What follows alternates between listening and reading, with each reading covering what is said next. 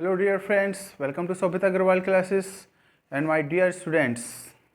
Today's topic related to adjective clause. Adjective clause क्या होती है ये आपको बताऊंगा, जैसे कि आप सभी को पता है, as you have already known that कि हमारा जो टॉपिक चल रहा है वो चल रहा है सिंथेसिस का। और सिंथेसिस में अब से पहले मैंने आपको पढ़ाया था कि कॉम्प्लेक्स सेंटेंस किस तरीके से हम कंबाइन करते हैं। कॉम्प्लेक्स सेंटेंस में सबऑर्डिनेट क्लॉज से जो सेंटेंस जो हम कंबाइन करते हैं वो होता है कॉम्प्लेक्स सेंटेंस। और सबऑर्डिनेट क्लॉज भी तीन तरह की होती हैं, एडवर्ब क्लॉज, एडजेक्टिव क्लॉज और नाउन क्लॉज। इससे पहले जो टॉपिक था वो नाउन क्लॉज से रिलेटेड था और इस बार जो टॉपिक है यह है एडजेक्टिव क्लॉज से रिलेटेड। जैसे कि आप नाम से ही आपको पता पा रहा है कि एडजेक्टिव क्या होता है, जब किसी नाउन की हम विशेषता बताता है कोई भी शब्द तो वो होता है एडजेक्टिव।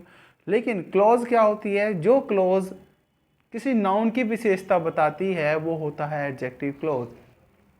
इसी तरीके से इसमें एक बात का हमें ध्यान रखना है कि नाउन क्लॉज में भी WH के कुछ वर्ड जैसे कि आपके सामने ही हमने यूज़ किए थे, इसी तरीके से हम एडजेक्टिव क्लॉज में भी यूज़ करेंगे। अंतर क्या होगा, नाउन क्लॉज से पहले एंटीसीडेंट नहीं होता, इसे कहा जाता है पूर्व पद, एंटीसीडेंट नहीं होता। लेकिन एडजेक्टिव क्लॉज जहाँ पर है, इससे पहले जहाँ पर हमारी नाउन क्लॉज स्टार्ट होगी, जैसे कि WH वर्ड से आगे हमारी नाउन क्लॉज स्टार्ट है, तो उससे पहले जो होगा एंटीसीडेंट होगा। एंटीसीडेंट ये नाउन या प्रोनाउन कुछ भी हो सकता है जिसकी की विशेषता बताई जाएगी। आगे इसके जब WH वर्ड लगा देंगे, इसके बाद में जो बात होगी वो इसकी बात होगी, इसकी विशेषता बताई जाएगी। तो ये क्या क्लॉज हुई, ये हुई एडजेक्टिव क्लॉज। जैसे कि हमने रिलेटिव प्रोनाउन में भी पढ़ा था, वही सेम कॉन्सेप्ट यहाँ पर भी है। तो कॉम्प्लेक्स सेंटेंस का जो दूसरा पार्ट है ये काफ़ी इंपॉर्टेंट पार्ट है, और जिसने चैनल को सब्सक्राइब नहीं किया चैनल को सब्सक्राइब जरूर करें, अपने फ्रेंड के साथ शेयर भी करें। कॉम्प्लेक्स सेंटेंस अब हम पढ़ रहे हैं एडजेक्टिव क्लॉज। अब एडजेक्टिव क्लॉज मैंने बताया WH वर्ड्स ये आ जाएंगे हमारे सामने, इससे पहले एक पूर्व पद होगा, इसी पूर्व पद की आगे विशेषता बताई जाएगी, होता है एडजेक्टिव क्लॉज।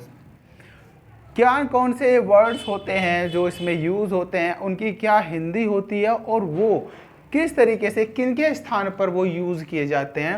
जैसे हु आ गया हमारे सामने, अगर हु आया तो वो यूज़ होगा ही और शी के, मतलब कि हमारे सामने हमें समझना होगा ही और शी का मतलब है सजीव, कोई भी सजीव प्राणी होगा वहाँ पर हम हु का प्रयोग करेंगे। और जब वो नॉमिनेटिव केस में हो, मतलब जब वो सब्जेक्ट के रूप में लिखा गया हो, तब यूज़ होगा हु का। इसके बाद सेकंड वर्ड है दैट। दैट और विच, दैट और विच का अर्थ है कि या जो कुछ, ये स्थान पर यूज होता है इट के या दिस के। और विच का जो हम यूज करते हैं, विच का हम यूज करते हैं निर्जीव वस्तु के लिए। जैसे कि हु का यूज हमने किया सजीव के लिए, विच का यूज करेंगे निर्जीव के लिए। दैट का जो यूज होता है कुछ सर्टेन कंडीशंस होती हैं जहां पर हम दैट का यूज करते हैं, जैसे कि कोई WH वर्ड पहले आ गया तब, या सुपरलेटिव डिग्री है वहां पर, या ऑर्डिनल है फर्स्ट सेकंड थर्ड फोर्थ इस तरीके से, या ऑल, ये कुछ वर्ड्स होते हैं जहां पर हम दैट का यूज करते हैं। तो दैट और विच को इसलिए मैंने मिलाकर लिखा। फिर इसके बाद हुज, हुज का मतलब होता है जिसका। हुज का मतलब है जब अपने की अंग्रेजी जहां पर आई हो, जैसे ही के साथ हिज, दे के साथ देयर, यू के साथ योर, तो जहां पर अपने की अंग्रेजी हो वहां पर जैसे हिज, हर, देयर, इनको जब रिप्लेस करेगा कोई रिलेटिव प्रोनाउन वो करेगा हुज। हुज का मतलब है जिसका। अब वेयर, वेयर का मतलब क्या है, स्थान से रिलेटेड है, जहां पर हेयर आया हो या वेयर आया हो या देयर भी आया हो या कहीं पर प्लेस आया हो, कोई स्थान आया हो, वहां पर यूज होगा वेयर का। लेकिन जब हमारे पास समय दिया हुआ रहेगा वहां पर यूज होगा व्हेन का। मतलब है इसका जब। व्हाई, व्हाई मतलब होता है क्यों, रीजन, जहां पर हमें किसी चीज का कारण बताया गया हो वहां पर यूज होगा रीजन का। हुएवर का मतलब होता है कि जो कोई, विच एवर का मतलब जो कोई, इनका बेसिकली ज्यादा यूज नहीं होता। हुम ये बहुत इंपॉर्टेंट है, इसका मतलब होता है जिसको, की, जिसको की। तो वहां पर कहां पर ये इसका यूज होगा, तो केस होता है सब्जेक्ट के रूप में लिखते हैं किसी प्रोनाउन को, ऑब्जेक्ट के रूप में लिखते हैं, अपने की अंग्रेजी पॉजेसिव के रूप में लिखते हैं। जहां पर हम यूज करते हैं ऑब्जेक्टिव फॉर्म, ऑब्जेक्ट के रूप में जब लिखा जाता है कोई चीज, हिम, हर, देम, इनके स्थान पर जो यूज होगा वो होगा whom। आई होप यहाँ तक कॉन्सेप्ट क्लियर होगी। अपनी कॉपी में आप नोट भी कर लें। इसके बाद जो आता है, जैसे कहीं पर टाइम लिखा हुआ है वहां पर हम व्हेन का यूज करेंगे, प्लेस लिखा हुआ है वहां पर यूज करेंगे वेयर का। इस तरह वाई कहीं पर लिखा हुआ है, कहीं पर सॉरी यहाँ पर गलत हो गया, अगर कहीं पर रीजन लिखा हुआ है वहां पर वाई का यूज करेंगे, कहीं पर वे या किसी कोई तरीका बताया हुआ है वहां पर यूज करेंगे हम हाउ का। आई होप यहाँ पर कॉन्सेप्ट क्लियर होगी। एडजेक्टिव क्लॉज का जो शुरुआत होती है, एडजेक्टिव क्लॉज इन्हीं शब्दों से शुरू होता है। जो ये वर्ड्स जो दिए हुए हैं इन सब से ही एडजेक्टिव क्लॉज स्टार्ट होती है, और उससे पहले एंटीसीडेंट होगा। और ये बात ध्यान रखना, अगर एंटीसीडेंट नहीं है तो वो होगा नाउन क्लॉज। अगर एंटीसीडेंट वाक्य में नहीं है तो वो नाउन क्लॉज के अंतर्गत आता है। ये बात ध्यान रखना, अगर एंटीसीडेंट नहीं है तो वो नाउन क्लॉज हो जाएगी। यहाँ पर ये मेजर डिफरेंस है। अगर एंटीसीडेंट है, उससे पहले कोई वर्ड है जिसकी की विशेषता बताई जा रही है, तो वो एडजेक्टिव क्लॉज होगा। अगर कोई वर्ड ऐसा नहीं है तो वो होगा नाउन क्लॉज। ये भी इंपॉर्टेंट पॉइंट था। अगर कभी कभी क्या होता है कि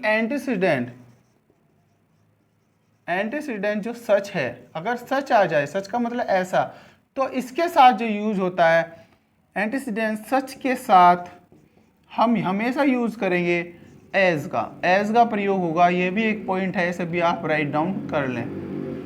और एक और पॉइंट जो मैंने अभी बताया, अगर पूर्व पद नहीं है तब क्या होगा। अगर पूर्व पद वाक्य में हमारे सामने नहीं है तो तब यह नाउन क्लॉज होगी। तो ये मेजर डिफरेंस है। और नाउन क्लॉज में जो अर्थ निकलता है वो निकलता है की, क्या, की, क्यों, की, कैसे, ठीक है ना, वो समझिए होंगे आप, की, जो। तो ये यहां पर मेन कॉन्सेप्ट थी।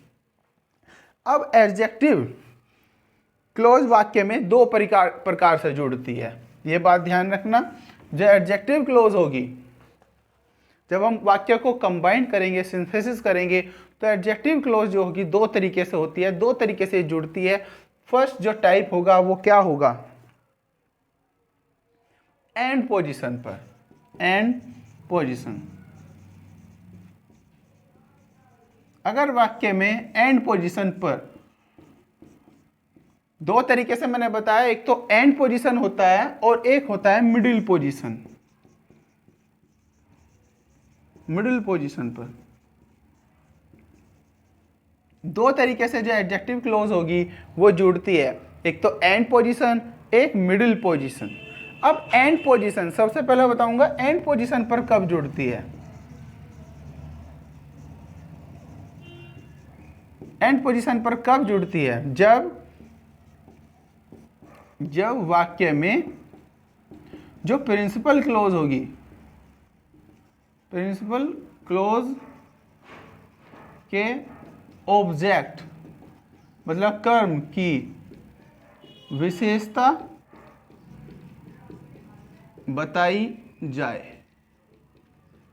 देखिए, अगर वाक्य में दो क्लॉज होगी, एक प्रिंसिपल क्लॉज होगी, एक दूसरा होगा, दो वाक्य आते हैं हमारे सामने सिंथेसिस में, तो अगर प्रिंसिपल क्लॉज जो दिया हुआ है उसमें अगर हमें कर्म की विशेषता बताई गई है तो तब हम एंड पोजीशन का रूल अप्लाई करेंगे।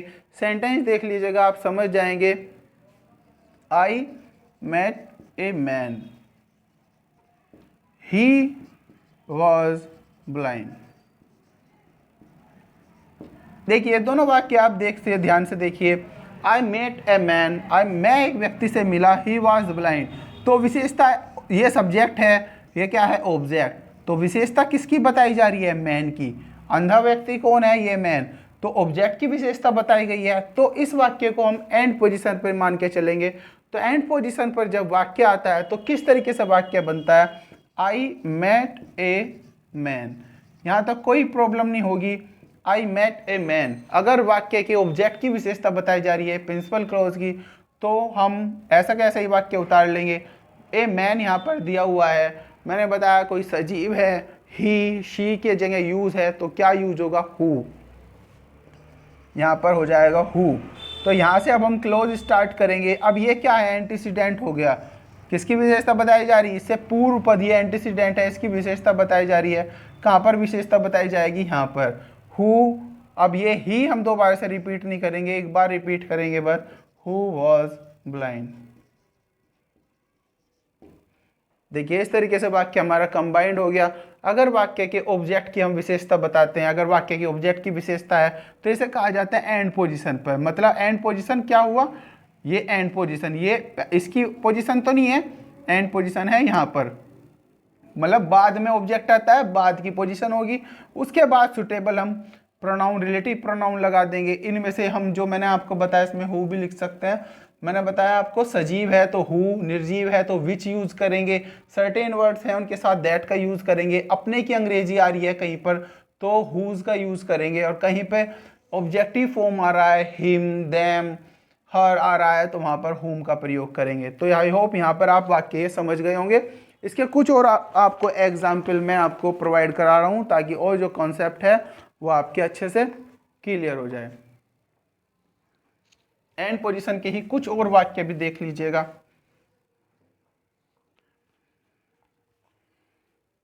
आई met that boy,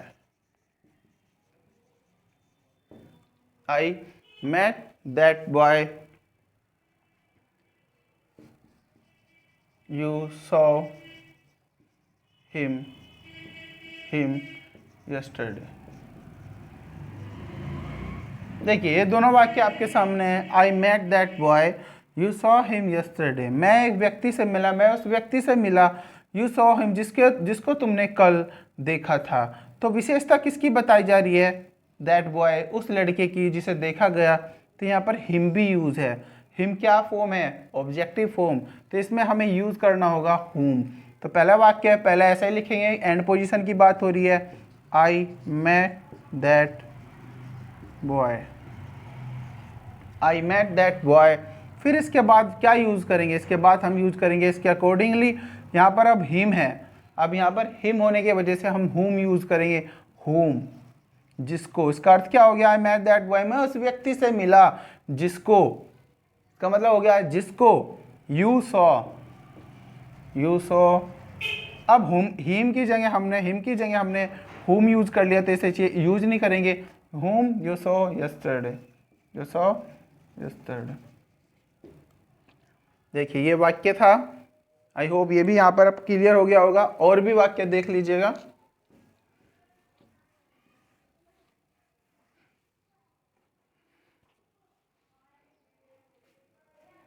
I know the girl, her father is a doctor। देखिए इस वाक्य को आप खुद देखें। आई नो द गर्ल, मैं उस लड़की को जानता हूँ। Her father is a doctor, उसके जो पिता हैं वो डॉक्टर हैं। तो विशेषता किसकी बताई जा रही है? लड़की की बताई जा रही है, क्योंकि उसी के पिता डॉक्टर हैं। और यहाँ पर अंग्रेजी आ गई हर की। जहाँ पर हर की अंग्रेजी हो, अपने की अंग्रेजी जहाँ पर हो, तो यूज करते हैं हुज। तो पहले वाक्य ऐसे ही लिखेंगे, I know the girl, I know the girl. अब इसके बाद हर की जगह यूज हो जाएगा हुज, हुज, हुज जिसके पिता, हुज फादर। अब हर की जगह यूज किया हुज फादर। एंटीसीडेंट क्या है इसमें? गर्ल, इसकी विशेषता है, ये यहाँ हो गया, यहाँ रिलेटिव प्रोनाउन यूज हो गया। Whose father is a doctor, is a doctor. देखिए ये कॉन्सेप्ट भी आप क्लियर हो गई होगी।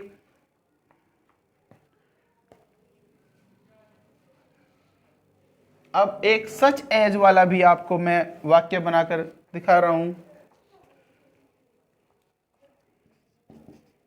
Avoid such boys. सच के साथ मैंने क्या बताया? एज का प्रयोग होता है। Avoid such boys, avoid such boys, the boys waste their time.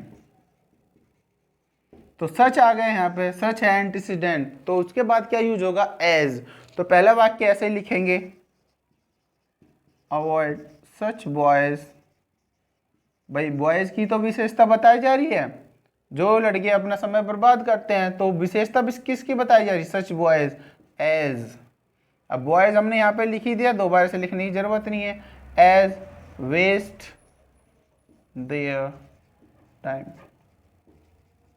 देख लीजिएगा यहाँ पर कॉन्सेप्ट ये भी क्लियर होगी।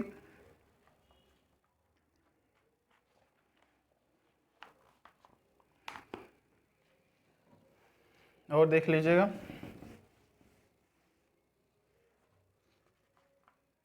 This is a place. Place की जगह क्या यूज होगा बताइए आप? This is a place I was born here. अब यहाँ पर here भी आ गया, प्लेस भी आ गया। प्लेस की जगह क्या यूज करेंगे? वेयर। अब ये बात ध्यान रखना है, इस वाक्य में हम प्लेस को नहीं हटाएंगे। दिस इज ए प्लेस, यह स्थान है। ये क्या हो गया? अब यहाँ पर एंटीसीडेंट हो गया, इसके ठीक बाद यूज करेंगे where.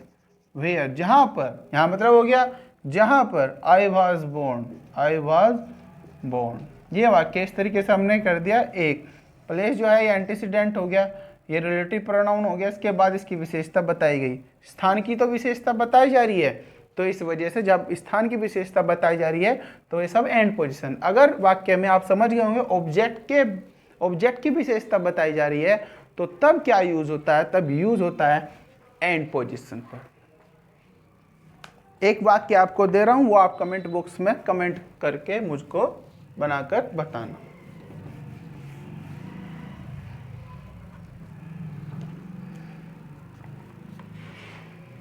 I bought a watch. It gives correct time. इस वाक्य को बना के आप कमेंट बॉक्स में कमेंट करना। वॉच क्या है, इसकी विशेषता बताई जा रही है, तो एंड पोजीशन पर है, तो आपको वॉच के देखना है कि हमें हु यूज करना है, विच यूज करना है, होम यूज करना है, क्या यूज करना है। तो ये एंड पोजीशन हुआ। ये कॉन्सेप्ट यहाँ पर क्लियर हो गया होगा आई होप। इसके बाद जो टॉपिक आता है, इसके बाद मैंने बताया दो तरीके हैं, एक तो एंड पोजीशन, एक है मिडिल पोजीशन। तो मिडिल पोजीशन पर कब हम यूज करते हैं इसे, ये थोड़ा कॉम्प्लिकेटेड भी है, थोड़ा माइंड लगा कर देखना।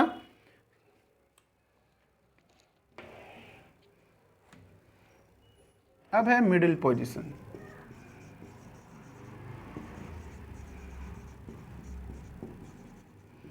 देखिए, जब प्रिंसिपल क्लॉज के सब्जेक्ट की विशेषता बताई जाए। देखिए, अगर प्रिंसिपल क्लॉज में पहले ऑब्जेक्ट की विशेषता बताई गई तो एंड पोजीशन, लेकिन अगर सब्जेक्ट की विशेषता बताई गई तो क्या होता है? वो होता है मिडिल पोजीशन। मिडिल पोजीशन जैसे कि आप समझ सकते हैं वर्ड से, मिडिल मतलब बीच में। हमें कहीं ना कहीं जो फेर बदल करना पड़ेगा वो वाक्य के बीच में करना पड़ेगा, बीच में हमें वाक्य को तोड़ना पड़ेगा मतलब, और उसके बाद हमें फिर एंटीसीडेंट बना के उसके ठीक बाद हमें फिर रिलेटिव प्रोनाउन यूज करके वो इस वाक्य को हमें बनाना है।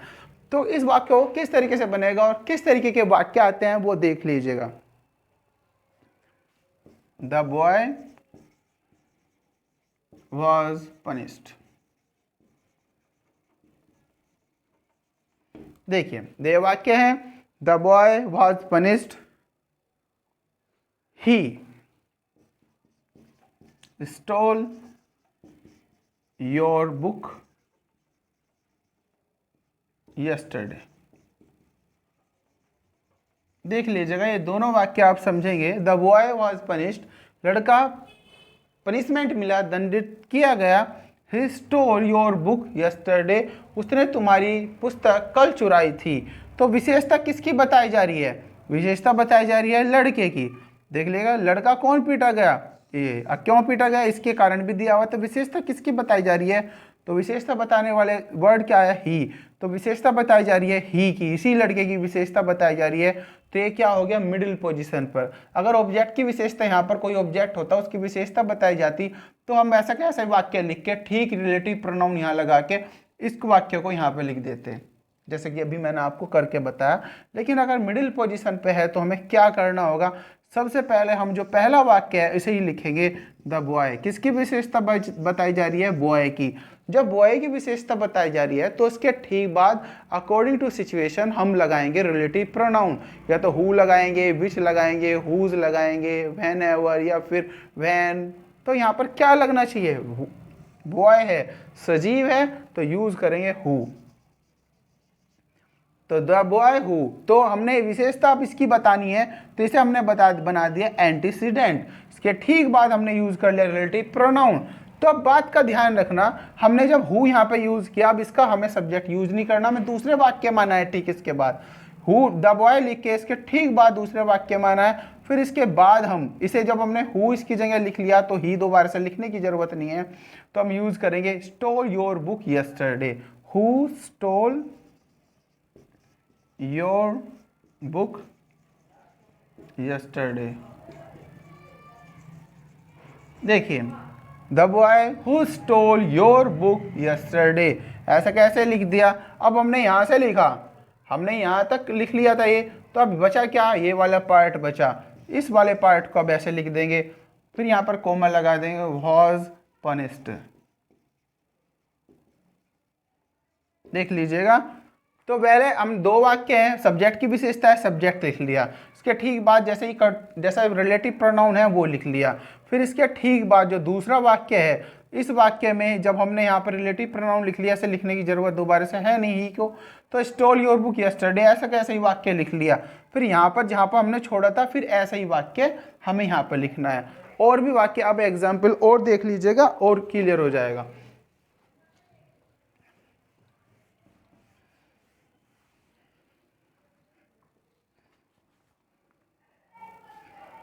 The boy is a thief. You know him.